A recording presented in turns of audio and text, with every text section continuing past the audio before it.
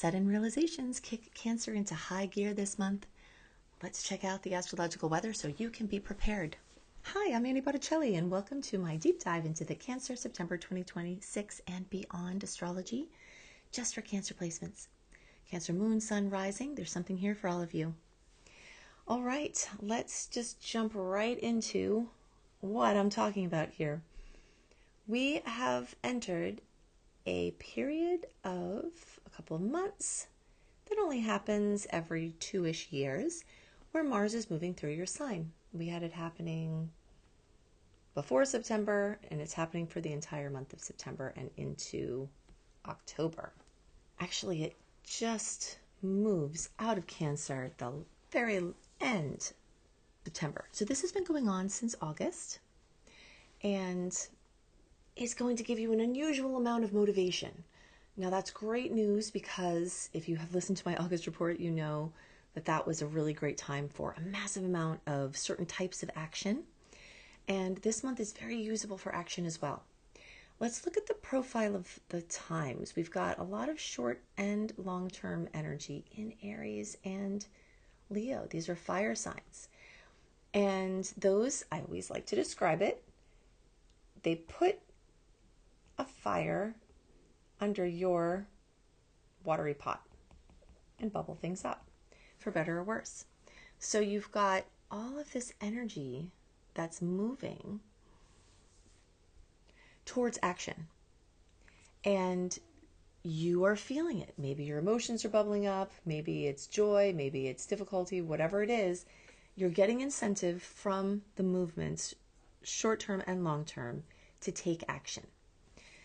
Different times are better for different actions, different types of actions based on the natural planetary flow. There's a rhythm at play in the universe, and the more we understand what's going on, the more we can align our actions with the natural rhythm, and things are easier. Mars rules the first house, which is also rules Aries, and that is where Mars is in the Cancer chart right now. It's in the house of Aries. So taking kinds of actions that are important for your physical body, your health, your wellness, all of that is great this month. Taking actions about home, family, housing, typical Cancer things, also really great. I always say where Mars goes, obsession flows, and that's what you will be noticing. All of the Cancer-related things, Mars, you're going to be really ready to do something about them. And then, of course, things having to do with your identity, your the way that you present yourself to the world. This is a 2-year cycle of manifestation that is the extra impetus for action at this time. So fortunately, this month we don't have a Mercury retrograde or the shadow period. We will be dealing with that in October. We do have an impending Venus retrograde, which will kind of rule and show you some things of how you can take these actions to honor that rhythm. We'll get to that in a second. But first, I want to continue to talk about the places where you're likely to see these sudden realizations that change things, that kick you into high gear, okay? So some of it is in your physical body. You may have a huge awareness at this point of the way you've been neglecting yourself, your physical body, your emotions. You may have been neglecting your house because, and all of this, of course, is not probably intentional, just busyness, overwhelm, other stuff to do. Things in your house or home or housing situation may be calling out. Or you may just be motivated to spruce it up, make it look better, do repairs. You'll be feeling these sudden realizations like, oh wow, this really needs some attention in those areas. Another arena is your money, your finances, your spending, and your stuff. Jupiter is now moving through there for a year. So from July of 2026 into July of 2027, you've got Jupiter's brilliance expansion working on your financial sector. This is a really great point of money luck for Cancer for a year. That hasn't happened for 12 years. So you may, this month, as well as months beyond this, feel a lot of impetus to do something different with your financial security. That also sometimes can relate to your emotional security. And you may be seeing the blessings come in with Jupiter expanding your income or your resources. And those sudden realizations may come in that arena. You may also have things happen where the Sun and Mercury, and on September 10th, the new moon will be, which is in Virgo. That has to do with animals, pets. Maybe you realize, gosh, you really need a pet. This could be a great month to do that. Just watch to make sure you can afford the pet. Sometimes things procured during a Venus retrograde cycle can become money pits. And if you're not in a financial position to be able to afford something, just due diligence. We all also know that sometimes spirit brings us things, including pets, when we may not feel we're ready, or it may not be the right time. And, of course you have to follow your flow there, because there's a wisdom that the universe is working that may not align with all the factors that I'm talking about here. But this is that kind of month where you realize that a companion either needs more attention, or that you're looking for that type of relationship, because Virgo rules pets and animals. You may also have a sudden realization that your organization systems are outdated or non-existent, and that you have to take action on adding some structure to your life that's like a skeleton that you can move and stretch from and feel more secure and grounded.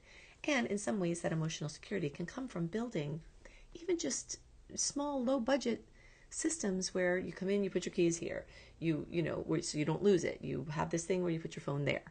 Just things.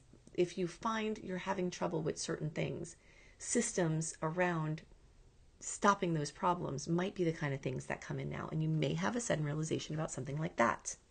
Something involving sisters, brothers, aunts, uncles, cousins, because this house, the third house, is uplifted now by Mercury with important news and information and conversations, the sun with this big spotlight, the new moon with the new beginnings and the seed planting. And all of that is in the arena of those relatives. If you need a new device, this could be a great month for that. If you need a new vehicle, it can also be a great month for that. Just being careful that you can afford it. That's the one thing I watch out with Venus retrograde. It's not the same with Mercury retrograde. I try to avoid getting those high ticket items then, because the contractual aspect is ruled, the functionality aspect is ruled. But for Venus, can the thing become a money pit? Can you suddenly not afford it, because you overestimated what you could spend? Those are the kind of concerns that you have during the Venus retrograde cycle. So the Venus retrograde cycle started at the end of August when the shadow period began, and it officially goes into retrograde in October into November. But the shadow period beforehand, every day in September, we're building towards that, where you have those, as I like to call them, Venus goggles on, and you're all googly-eyed and not seeing clearly on the topics that Venus rules, which are vast. Love, relationships, beauty, aesthetics, design, finances, money. For the whole rest of the year, you're going to have this covering of looking back on things, reevaluating things from the past coming back to give you nurturance, or luster returning to things from the past, or things that were flowing smoothly starting to get a little crunkly, or opportunities that come that may be of a short-term value but still very, very powerful. Some people think you can't say yes to anything with business or money or love or anything for that matter in Venus retrograde. That's not true. There's much more gray area than there are black and white things, but I have put together some guidelines to really help you navigate. And I'm going to give you some of them right now. If you want to master this transit, I have written more than I know is in any other location that I've ever seen in my Secret Star portal at secretstarportal.com. And I have probably more than 300 blogs out there in the world, maybe more than that. And AI scraping has been giving me encouragement to move them to this Secret Star portal so that they're still there for those who really value the information, and that they're not giving fodder, to allow AI to avoid getting to people's websites, which is what's been happening. But in any case, I have a massive amount of Venus retrograde information there, but I will give you some tidbits. If something's high stakes, where you can lose your butt, it's not the best time for that, okay, the whole rest of the year. If there's something with a great upside with no risk at all or low risk, then that is a great idea. That isn't something that I said yes to in a Venus retrograde once. If I didn't know more about the Venus retrograde, I might think, oh, shouldn't say yes. But it's a good thing I did, because it put me into my most prosperous years of all doing this work. And you may find those same opportunities, and you just weigh them with that, if they're flexible, if you can get out of them easily, if they're easily changeable. Those kind of things are yes, yes, yes in Venus retrograde. If you're doing something in love or money that is hard to get out of, that's something to consider, because it may change form or be shorter term than expected. And if you don't have that flexibility, or it doesn't have the tides going out as much as you've wanted, if it's harder to get out of, that's going to be difficult, to work with. So sudden realizations in love and money and design also may come up. Painting a wall instead of painting your whole house a whole new color. Things like that during the Venus retrograde are good. Touching up paint, doing the trim. Things that are low stakes and very unlikely to cause trouble. If all of the trim around your doors are white and you repaint them white, unless there's something weird and catastrophic where someone gets paint all over the place accidentally, for the most part, you're not going to regret updating that. But if you change all the colors in your house, then when your goggles come off, you might think the famous Venus retrograde question, what was I thinking?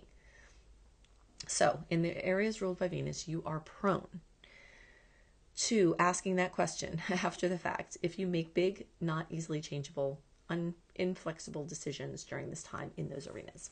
Specifically for Cancer, the Venus cycle is going to be in two places. It's going to, and two signs for everybody.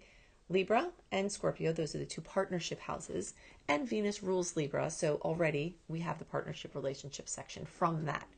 But we've got this double energy of review of relationships coming from Venus retrograding in a sign it rules, which happens to be about relationships. So Venus will move into Scorpio, will retrograde partly through Scorpio back through Libra, asking those deep questions about relationship space in general, asking those deep questions about your specific relationships, evaluating, trying things on, experimenting, discussing, dealing with, but not necessarily making big decisions on.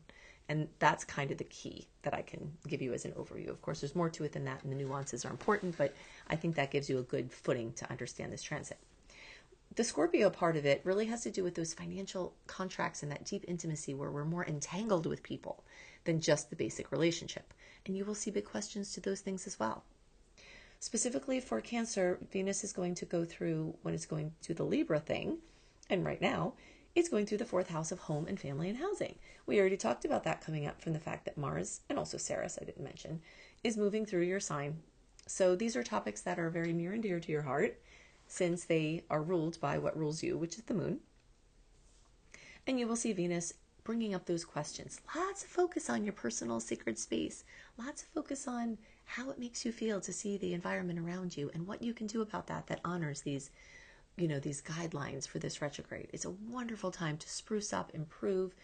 If you do this right, you can leave the Venus retrograde feeling so much happier in your space, having a few different things to wear. It's not necessarily the time to throw out all of your stuff and then spend a bunch of money that you may or may not have on a whole new wardrobe, but the impulse may be there to be absolute, but something where it kind of spruces up in a way that's easily changeable. If you can afford to get a whole new wardrobe and then throw it out when you don't like it when the goggles come off, then you can do that. But most people are not in that situation, right? If you spend money on a whole new wardrobe, you will be missing that if you decide, or if something happens, you change to a different size or something like that. So home, housing, family, real estate under the microscope. And during the Scorpio parts, that's going to be water sign energy, and that can help bring a lot of blessings from the past in your romantic life. Someone that you adored may come back into your life. If you've been wanting to get back together with somebody, they may come back for you to revisit that and for you to experiment with that possibility. You look at what that may look like. If there has been love or zest lost in your relationship, this retrograde can bring that back, and it can also help you answer those questions or get through those issues that seem to just come up periodically so that things can be better. Topics of children and creativity and pregnancy, passion projects, hobbies, pleasures, bucket list stuff, all of that will also be part of the specific Cancer microscope watch as Venus is doing its thing, because that's the sector of your chart that will also be highlighted. And another place where sudden realizations may come through is in your 10th house of work, career, employment, your place out in the world, whether you make money for it or not, if you're not employed or don't need to be. Just what are you doing in the world? How are you interfacing with the world? Some people it's through job, employment, career.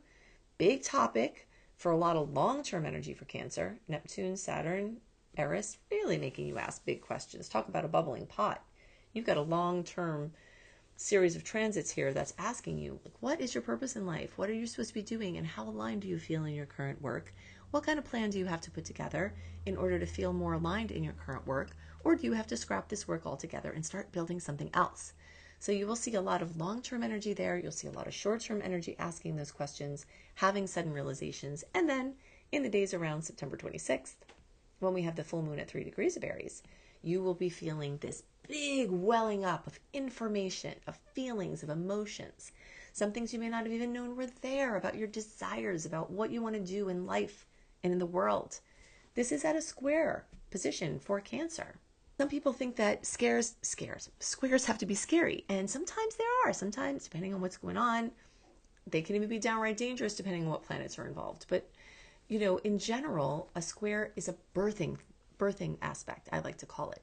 It's that having to push through that difficult, tight, pressured situation to emerge into a whole new world. Like what the mother goes through, what the baby goes through, and what we go through whenever we birth a project or a new dimension or up-level our lives. So I see these squares as, very up-leveling for Cancer, and you're just getting this motivation to do something and not be stuck in the emotions and feeling paralyzed like you may have felt. So in that way, it's very exciting, and this full moon can bring information and sudden realizations along that. All of you will feel this fullness, completion, fruition, drama coming to the energy of Aries, autonomy, independence, unique expression. Mars is already there helping you ask these questions and pull those things through. Physical health, guarding your head, neurological system, everything in your head cavity, eyes, ears, may be under more duress. Follow symptoms, track them, and get them checked out if that is appropriate for your situation, because sometimes an issue that was under the surface comes out at the full moon. And then you can get information that could protect you, that could explain things that have been happening for a while and can help you heal. Father figures or authority figures or important figures in your life that hold this energy of Saturn. Some people will call this male energy in your life, and sometimes it does manifest that way. But it could be a mom or someone else that is like glue for you, is like a structure for you, is Saturnian for you, with like tough knocks, but stability in a way. People like that in your life, and people like that who you are to them, those type of situations may come up now in the long term from the transits, in the short term from Pallas, Athena, and Vesta transits, and at the end of this month when we've got, 4 or 5 days really, really kind of up and out with this full moon in the days around the 26th. Okay, I've given you a lot of dates. This was by no means a comprehensive look at the aspects this month. Go in another window right now to AnnieHelpsYou.com, click on Unleash, and when you put your name and email address in, you'll get my welcome letter that has the archive link where you can get my sweet and salty star report with the best and worst aspects of the month and what you can do with them, what to know about them, plus a lot of other stuff. I spend a lot of time writing this every month. It is a labor of love, and I think it's very helpful, especially for people who visually like to see information and want to refer back to it. So you can do that there. If you are a late degree Cancer placement, so birthdays like July 15th through the rest of the sign, or 23 degree placements through the rest of the sign, or I'm sorry, that was what I meant to say. So I suggest you additionally listen to my Leo report, as your very late degree friends will benefit from both readings. And if you haven't already, watch for your sun, moon, and rising reports, which you can all find on my YouTube channel, and they're syndicated on podcasts through Spotify and lots of other podcast places. I'll see you next month. Bye.